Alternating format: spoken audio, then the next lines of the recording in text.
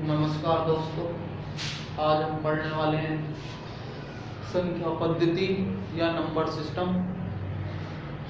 उससे पहले हम थोड़ी बेसिक बातें कर लेते हैं। जैसे कि हम जानते हैं कि संख्या पद्धति या नंबर सिस्टम हमारे अर्थमेटिक की क्या होती है, सबसे महत्वपूर्ण पार्ट होता है। हमारे मैथमेटिक्स के दो पार्ट होते हैं, एक होता है अर्थमेटिक और दूसरा होता है एडवांस मैथ्स। अर्थमेटिक या अंकगणित का ही एक पार्ट होता है संख्या पद्धति, जिसे हम संख्या पद्धति के नाम से जानते हैं। तो संख्या पद्धति के नाम से जानते हैं, इससे पहले हम कुछ बेसिक बातें क्या कर लेते हैं, जान लेते हैं। और हम ये देख लेते हैं कि हमारा जो एसएससी जीडी का पेपर है, इसमें संख्या पद्धति की क्वेश्चन कितने आते हैं और क्या से क्या आते हैं, ये हम अभी समझेंगे। मगर उससे पहले क्या कर लेते हैं उससे पहले हम ये जान लेते हैं कि एसएससी जीडी का पेपर कब है और किस किस डेट में होने वाले हैं। तो 16 नवंबर से एसएससी जीडी के पेपर स्टार्ट हैं, 16 नवंबर से। अब हो सकता है किसी का 16 नवंबर वाले दिन ही हो सकता है किसी का 20 नवंबर के दिन हो, किसी का 30 नवंबर के दिन हो, किसी का दिसंबर में हो। तो जो स्टार्ट होने वाले हैं पेपर एसएससी जीडी के वो हैं 16 नवंबर से, ठीक है। तो एसएससी जीडी का जो पेपर होता है ये होता है सेंट्रल एग्जाम, सेंट्रल लेवल का एग्जाम। तो इसका जो सिलेबस होता है, हम कह सकते हैं थोड़ा क्या होता है, हार्ड भी कह सकते हैं और थोड़ा मतलब अच्छा लेवल का होता है। बेसिक लेवल का नहीं होता है, एडवांस लेवल का होता है, ठीक है। तो हम कोई ये समझे कि हाँ भाई हम 15 घंटे पढ़ गए या 18 घंटे पढ़ गए तो एसएससी जीडी को क्लियर कर देंगे, तो ये बात बिल्कुल सरासर गलत है। सही बात यह है कि अब किसी ने एडवांस लेवल की तैयारी कर रखी है और पेपर आ गया बिल्कुल बेसिक लेवल से, तो जिसने एडवांस लेवल से तैयारी कर रखी है उसे बेसिक लेवल तो पता नहीं होगा, और जिसने बेसिक लेवल के क्वेश्चन कर रखे होंगे वो दबाव से इस पेपर को पास कर देगा, ठीक है। तो ये सोच के बिल्कुल भी क्या नहीं होना है, कंफ्यूज नहीं होना है कि कोई 18 घंटे पढ़ लिया है या कोई 15 घंटे पढ़ लिया है या कोई 12 घंटे पढ़ लिया है। इससे हमारा कुछ मतलब नहीं है, क्योंकि सबसे बड़ा प्रमाण यही है कि वो 18 घंटे पढ़ लिया है, इसीलिए वो क्या है, उसकी गारंटी है कि उससे पेपर पास नहीं होगा। क्योंकि पेपर का लेवल अगर बेसिक लेवल आ गया तो उससे तो बनेगा नहीं, क्योंकि उन्हें एडवांस लेवल की तैयारी कर रही है।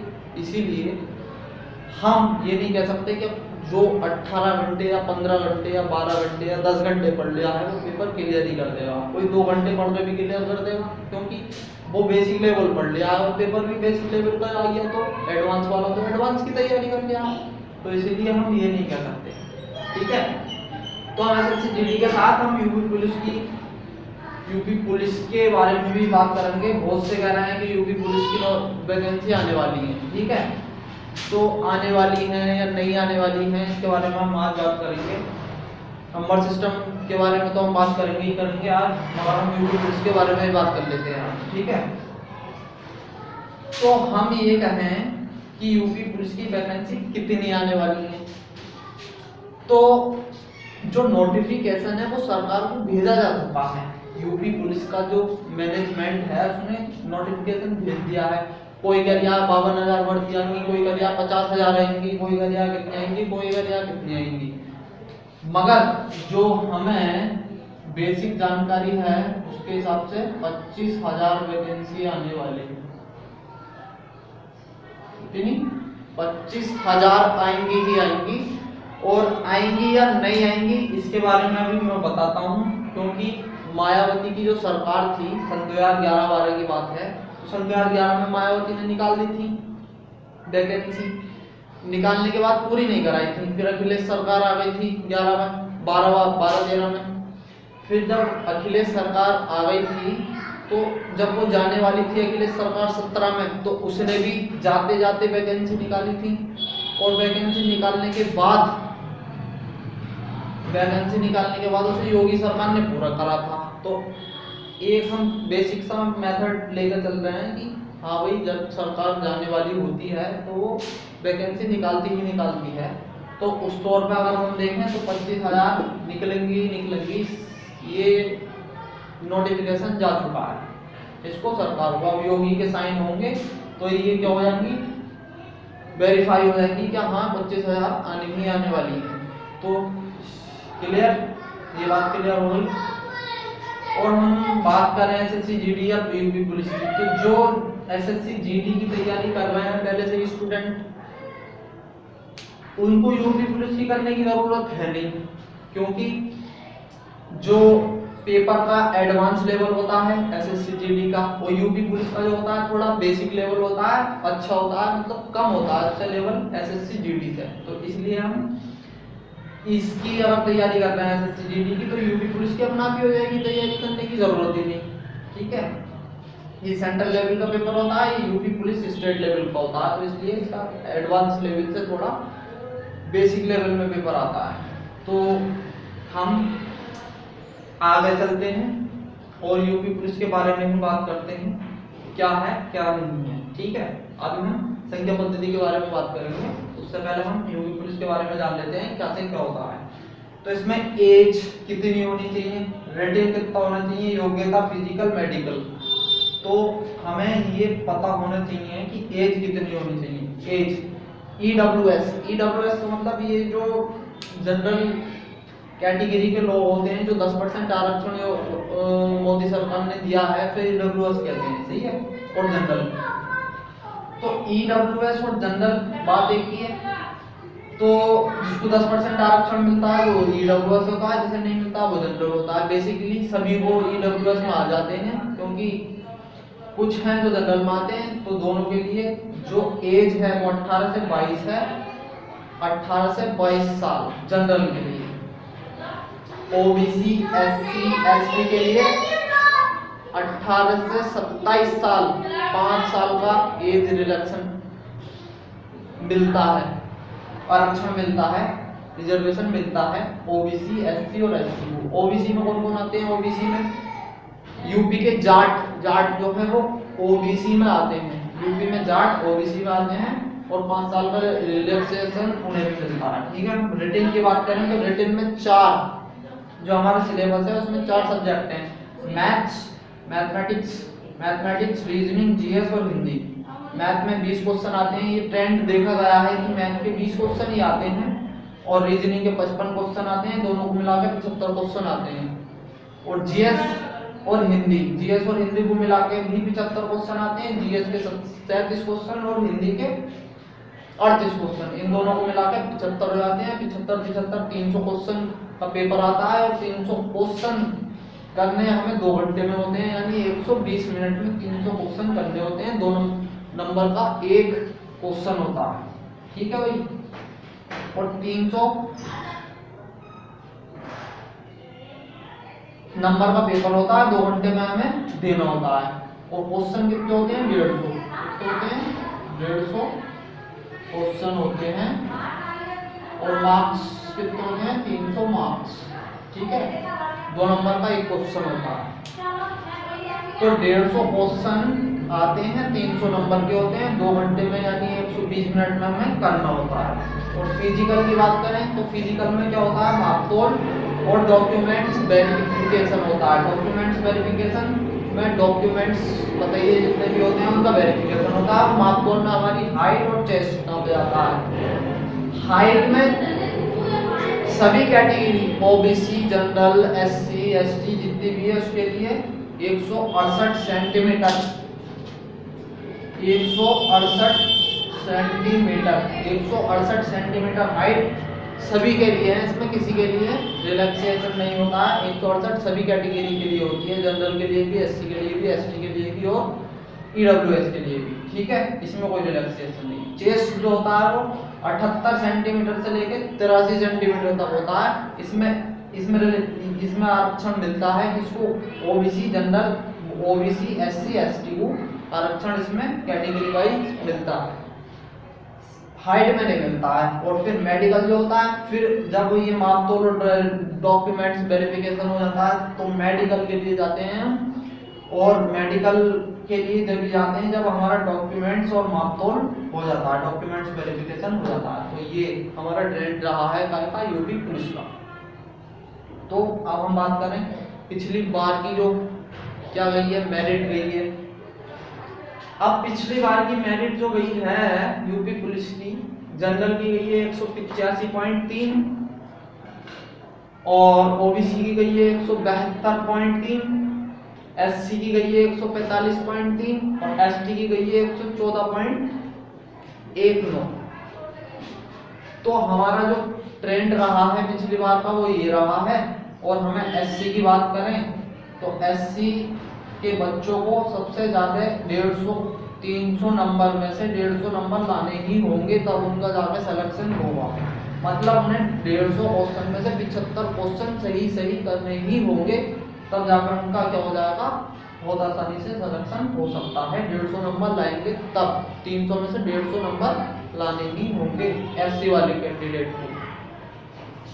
और हम बात करें क्या की, अब हम बात करें कि चुनाव आयोग ने क्या कर दी है, हमारा 16 नवंबर से एसएससी जीडी के पेपर स्टार्ट हैं, ठीक है। और 20 दिसंबर जो आने वाला है हमारा, 20 दिसंबर जो आने वाला है, 20 दिसंबर से हमारी यूपी पुलिस में आचार संहिता लग जाएगी। ये चुनाव आयोग ने साफ क्लियर कर दिया है। आचार संहिता मतलब 144 बन जाएगी, जिसमें कोई भी वैकेंसी नहीं निकल सकती, कोई भी वैकेंसी नहीं निकल सकती। 16-20 मतलब 20 दिसंबर से पहले अगर वैकेंसी यूपी पुलिस की आ गई तो आ गई, उसके बाद नहीं आती कभी भी, ये बात ध्यान रखनी है। और आचार संहिता में कभी नहीं निकल सकती क्या, वैकेंसी। अगर पहले से निकल चुकी है तो आचार संहिता में रिटन टेस्ट हो सकता है या नहीं हो सकता है, रिटन टेस्ट हो सकता है मगर वैकेंसी नहीं निकल सकती, ठीक है। तो ये बात ध्यान रखनी है। तो ये बात क्लियर हो गई कि 25,000 वैकेंसी आएंगी या नहीं आएंगी, ये भी क्लियर हो गया। एज का पता चल गया, हमें रिटन टेस्ट पता चल गया, सिलेबस पता चल गया, mathematics, reasoning, GS, general study और हिंदी, 4 सब्जेक्ट होते हैं, mathematics, reasoning, GS, general study यानी और हिंदी, ये होते हैं। और मैथ के 20 क्वेश्चन, रीजनिंग के 55 क्वेश्चन, जीएस के 37 क्वेश्चन और हिंदी के 38 क्वेश्चन, दोनों को मिला के मतलब मैथ और रीजनिंग को मिलाकर 75 क्वेश्चन आते हैं और जीएस और हिंदी को मिलाकर भी 75 क्वेश्चन आते हैं। 300 नंबर का पेपर होता है और 150 क्वेश्चन होते हैं, 2 घंटे में हमें करने होते हैं। और पिछली बार की कट ऑफ हमें पता चल गई, जनरल की 185, ओबीसी की 172 और एससी की 145 और एसटी की 114, ठीक है। मापतोल पता चल गया, मेडिकल पता चल गया, रिटर्न और एज पता चल गया। और अब हम बात करते हैं संख्या पद्धति या नंबर सिस्टम की। तो दोस्तों 1 मिनट रुको, अभी आता हूं।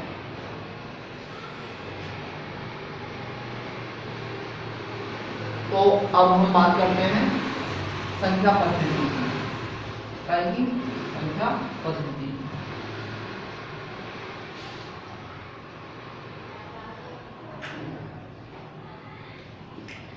और जो एसएससी जीडी का पेपर स्टार्ट है वो 16 नवंबर से स्टार्ट है, और किसी का 16 नवंबर वाले दिन भी हो सकता है और किसी का पेपर दिसंबर में भी हो सकता है। और 1 महीने तक तो ये चलेंगे, लगभग 1 से 1.5 महीने चलते हैं, और किसी का 16 दिसंबर के दिन भी हो सकता है। तो इसलिए तैयारी जिसकी सही है वो ये ना सोचे कि हाँ भाई 16 नवंबर जो हमारा आगे होगा हो सकता है उसका 16 नवंबर वाले दिन भी हो सकता है, ठीक है। तो हम बात करते हैं हम आएगी नंबर सिस्टम या संख्या पद्धति की। तो क्वेश्चन तो हम लिखेंगे नहीं, खाली बोल देते हैं, ठीक है। तो क्वेश्चन लिखने में टाइम ज़्यादा वेस्ट होता है, इसलिए हम ज़्यादा टाइम वेस्ट ना करते हुए आगे चलते हैं। हम पढ़ते हैं संख्या पद्धति या नंबर सिस्टम। कोई ये कहेंगी हाँ भाई हमसे तो कुछ होगा नहीं, ये बहुत आसान सवाल नहीं होते हैं। और देखो अगर कोई मेहनत कर रहा है और लेबोरियस तरीके से चलता है, खरगोश की चाल से नहीं चलता है, वो कछुए की चाल से ही चलता रहता है, तो हमेशा उसकी जीत होनी पक्की है, ये बात ध्यान रखना। और जो मेहनत करेगा उसे हर चीज़ आसान लगेगी, और जो नहीं करेगा उसे हर चीज़ मुश्किल लगनी ही है। ये तो कोई बात नहीं कि जो मेहनत करेगा उसे हर चीज़ आसान लगेगी। तो हम अब ये सोचें, क्या सोचें कि हाँ भाई हमें मेहनत करनी है या नहीं करनी है। पैर भी हमारा है, कुल्हाड़ी भी हमारी है, जब चाहे जब मान लो, ठीक है। तो अब हम क्वेश्चन की तरफ चलते हैं। पहला क्वेश्चन ये है, मैं बोल देता हूँ कि पहला क्वेश्चन क्या है। पहला क्वेश्चन है, एक पेड़ प्रति वर्ष अपनी ऊंचाई का 1/8 बढ़ता है।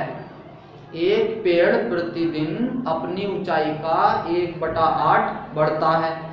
यदि आज उसकी ऊंचाई 64 सेंटीमीटर हो तो 2 वर्ष पश्चात यानी 2 वर्ष बाद उसकी ऊंचाई क्या होगी।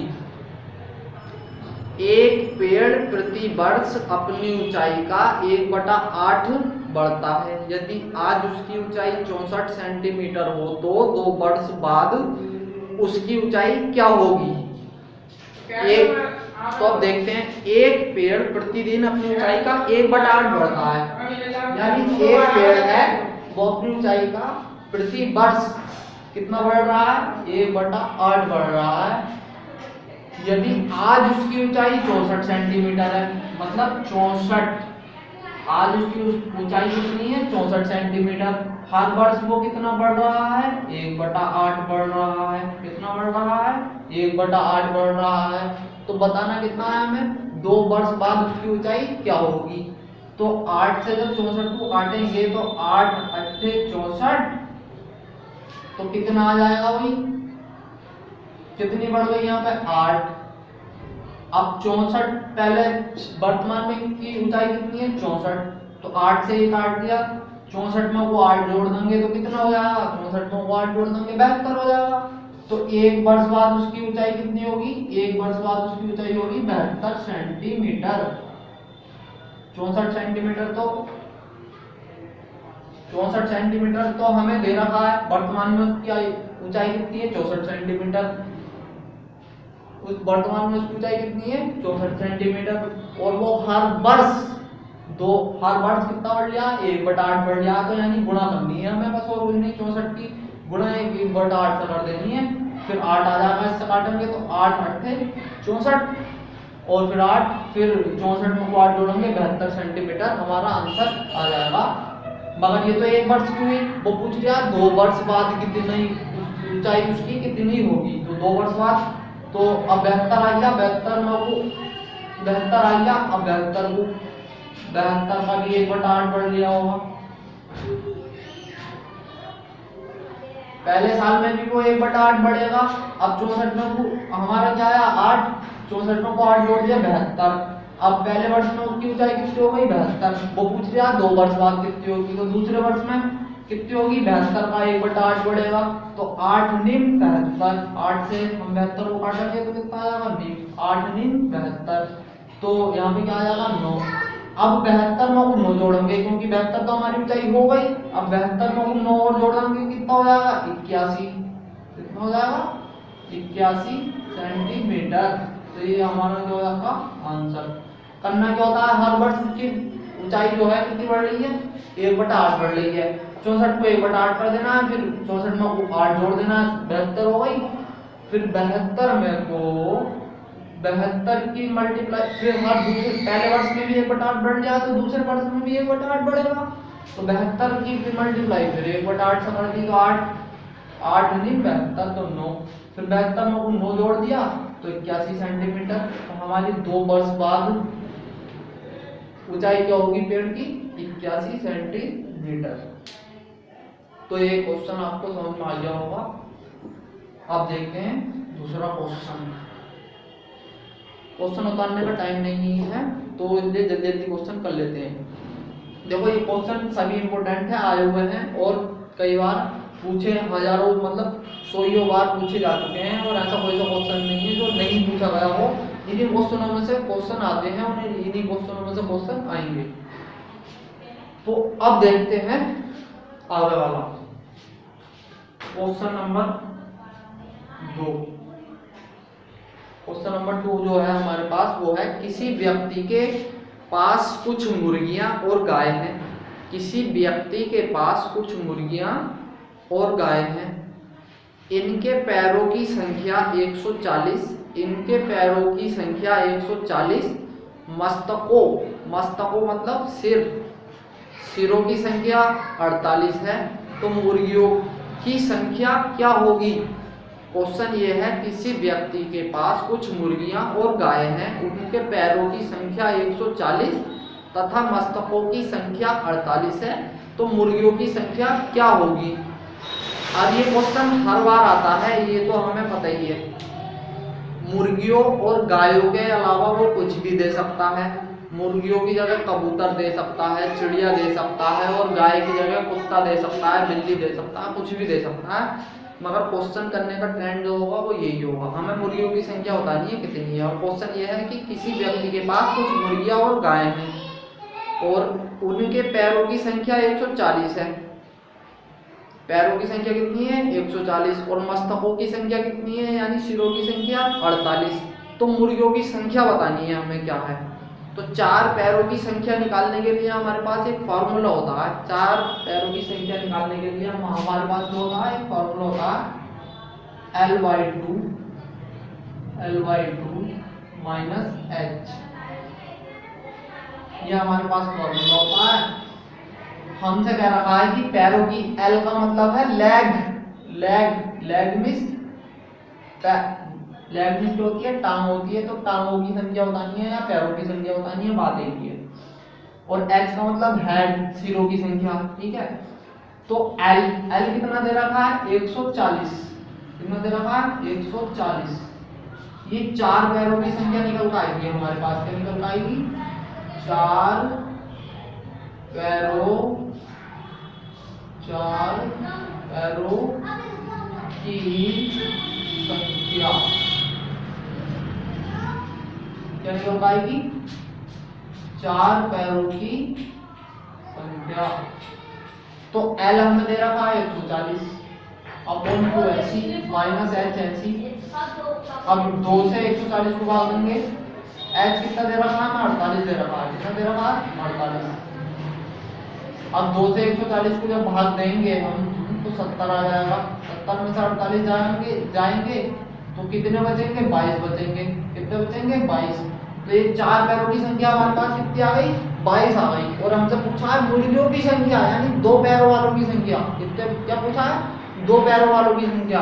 तो सिर्फ कुछ करना नहीं है, इसी फार्मूले में से H में से ये वाला फार्मूला घटा देना है। सिर्फ H लिखना है आपको। 2 पैरों वालों की संख्या, मुर्गियों के पैर कितने होते हैं? 2। ये 4 पैरों की संख्या, ये 4 पैरों की संख्या, यानी गायों की संख्या कितनी है हमारे पास? 22। गायों की संख्या पूछता तो 22 हमारे पास क्या हो जाता? आंसर हो जाता। हमसे पूछा है मुर्गियों की संख्या, तो मुर्गियों की संख्या मतलब मुर्गियों की पैर कितने होते हैं? 2 होते हैं। तो 2 पैरों वालों की संख्या, तो 2 पैरों वालों की संख्या के लिए हमारे पास फॉर्मूला क्या होता है? 2 पैरों की संख्या। 2 पैरों की संख्या मतलब मुर्गियों की संख्या बतानी है। और मुर्गियों के पैर 2 होते हैं, तो इसलिए 2 पैरों की संख्या। करना कुछ नहीं है, ये वाला फार्मूला लिखना है पूरा। ये वाला फार्मूला है आपको पूरा का पूरा ऐसे लिख देना है, L/2 माइनस H। लिख दिया पूरा का पूरा, ऐसे लिख दिया। ये वाला फार्मूला पूरा का पूरा ऐसे लिख दिया नीचे को। बस यहाँ को H लिख देना है और माइनस लगा देना है, बस 2 पैरों की संख्या आ गई। H का मतलब कितना है? 48। H कितना दे रखा है हमें? 48 दे रखा है। तो 48 लिखा और माइनस इस पूरे का मान कितना आया? इस पूरे का मान 22 आया, तो 22 लिख देंगे हम। और 48 में से 22 घटाएंगे तो कितना आ जाएगा, 26 आ जाएगा। और ये हमारा क्या हो जाएगा, आंसर हो जाएगा। क्वेश्चन में एक बार फिर पढ़ देता हूँ। क्वेश्चन ये था, किसी व्यक्ति के पास कुछ मुर्गियां और कुछ गाय हैं। किसी व्यक्ति के पास कुछ मुर्गियां और कुछ गाय हैं, उनके पैरों की संख्या 140 तथा मस्तकों यानी सिरों की संख्या जो है वो 48 है। तो मुर्गियों की संख्या क्या होगी? तो हमारे पास फार्मूला ये होता है L/2 का मतलब, L का मतलब है टांग, लेग, पैर। तो 140 की जगह 140 रखा, 2 80 70 आ गया, और H की जगह 48 लिख दिया, इन दोनों को घटा दिया तो 22। 4 पैरों की संख्या आ गई, यानी गाय के तो 4 पैर होते हैं, तो गायों की संख्या कितनी आ गई, 22। हमसे पूछा मुर्गियों की संख्या। मुर्गियों की संख्या मतलब मुर्गियों के पैर होते हैं 2, तो 2 पैरों की संख्या कितनी होती है, ये पूरा का पूरा फार्मूला यहाँ पर लिख दिया, और इससे पहले H माइनस को लिख दिया, बस H लिखा फिर माइनस लगा दिया।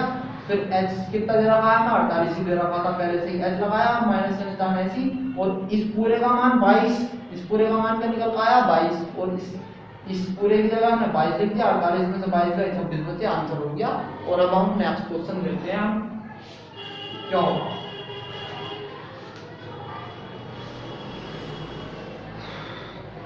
क्वेश्चन नंबर है ये हमारा 3। क्वेश्चन नंबर 3 देखते हैं हम।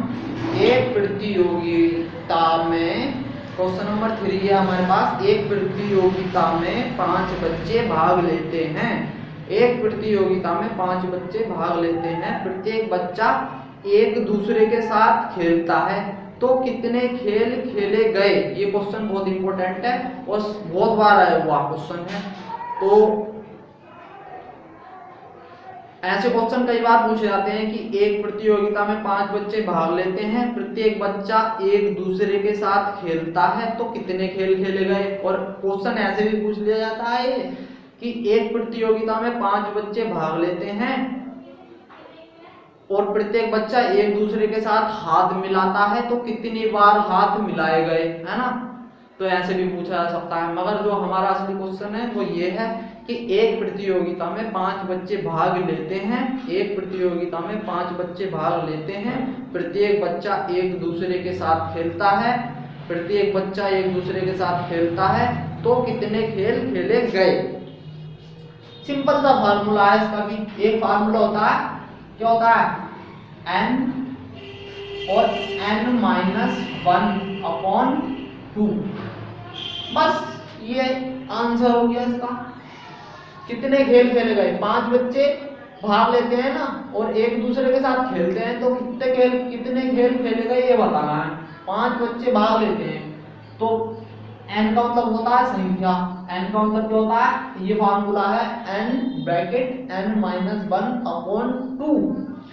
n का मतलब क्या है, 5 बच्चे, n बराबर कितना दे रखा है हमें, 5, n बराबर कितना दे रखा है, 5, तो n की जगह 5 रख लिख देंगे, बस क्वेश्चन हो गया हमारा। तो n की जगह 5 रखा और यहाँ पे भी 5 रख देंगे, 5-1/2, तो 5 ऐसी, 5 में से 1 गया, कितना बचा, 4 और (2), 5 चौक 20, 20/2, तो 2 से 20 को भाग करेंगे तो कितना आ जाएगा हमारे पास, 10 आ जाएगा, और यही हमारा क्या होगा, आंसर होगा। और ना तो हम इसे दूसरे तरीके से करें तो कितने खेल खेले गए या कितनी बार हाथ मिलाए गए, ऐसे क्वेश्चनों में क्या करना होता है, जितनी संख्या दे रखी होती है, इस क्वेश्चन में तो 5 दे रखी है, तो जितनी संख्या दे रखी होती है 5 यहाँ को लिखा, और उससे एक कम गुणा का निशान लगा के यहाँ को लिख दो, और (2), तो 5 चौक 20 और 20/2, और 2 से 20 को काटेंगे तो क्या आ जाएगा, 10। ये हमारा आंसर हो जाएगा। या तो फॉर्मूले से कर लो या ऐसे कर लो, कितनी बार हाथ मिलाए गए या कितनी बार खेल खेले गए। तो जितनी संख्या दे रखी है, इस क्वेश्चन में तो 5 दे रखी है, तो 5 लिखा, गुणा का निशान लगा के एक कम लिख दिया, क्योंकि यहाँ पे एक कम आ नहीं है, n-1 यानी 5 में से 1 गया तो 4 आ नहीं है, तो 5 में से 1 घटा के यहाँ को लिख दिया (2), ये 10 आ गया, यहाँ पे 10 आ गया। तो इस तरीके से भी ये क्वेश्चन कर सकते हैं बहुत आसानी से। तो इसलिए नेक्स्ट क्वेश्चन देखते हैं हम।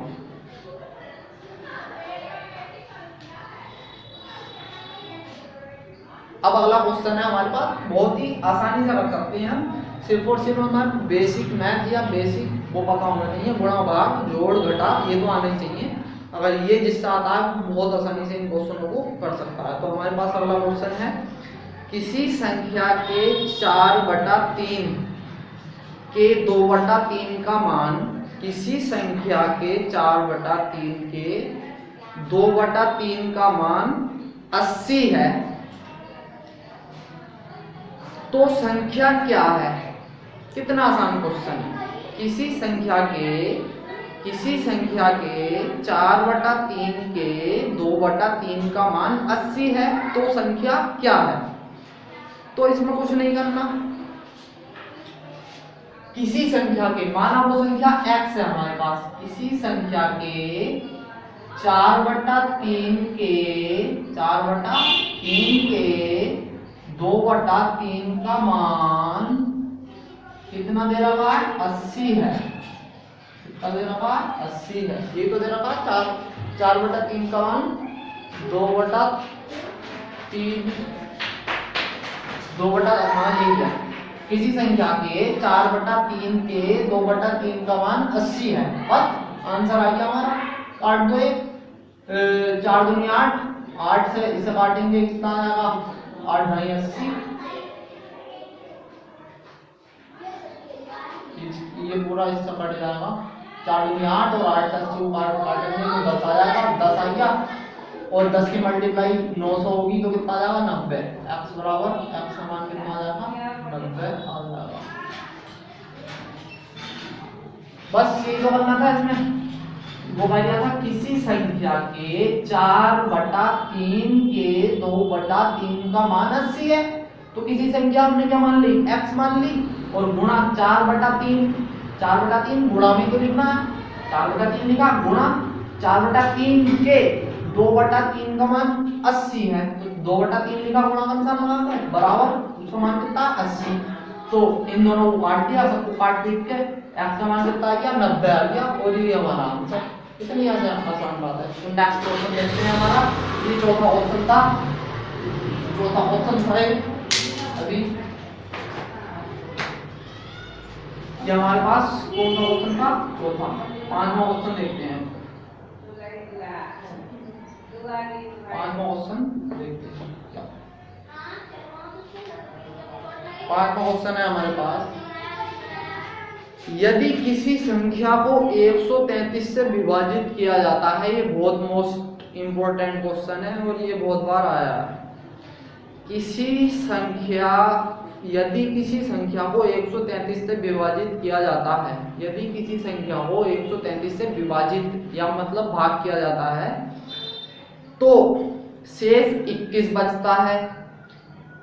यदि उस संख्या को 19 से विभाजित किया जाए तो शेष क्या बचेगा, ये क्वेश्चन है।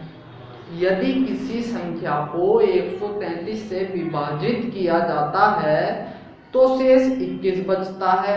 यदि उसी संख्या को या उस संख्या को 19 से विभाजित किया जाए तो शेष क्या बचेगा, ये बताना है। तो इस क्वेश्चन में करना कुछ नहीं होता है, ये देखना होता है कि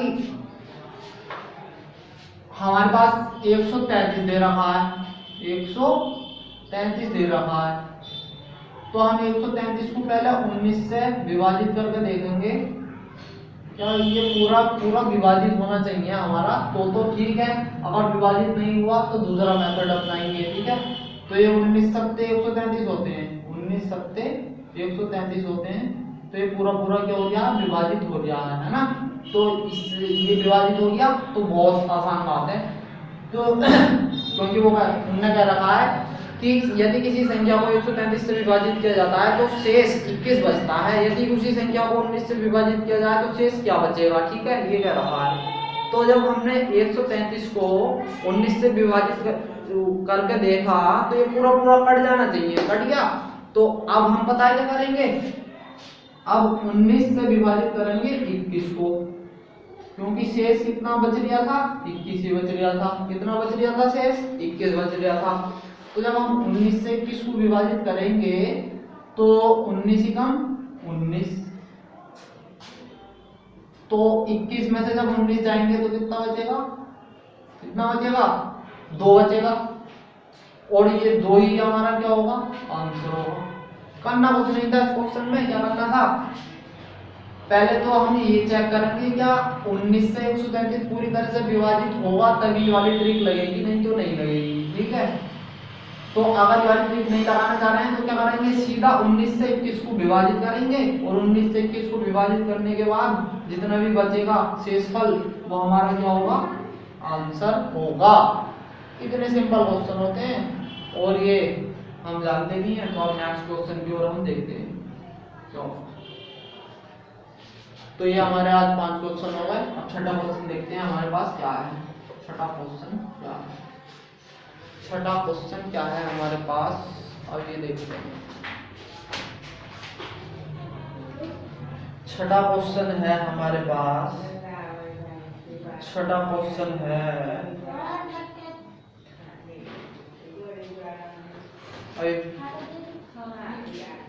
यदि a की घात 3 प्लस b, यदि a की घात 3 प्लस 2 की घात 3 प्लस 3 की घात 3 प्लस करके प्लस 10 की घात 3 बराबर कितना दे रहा है, 3025। कितना दे रहा है, 3025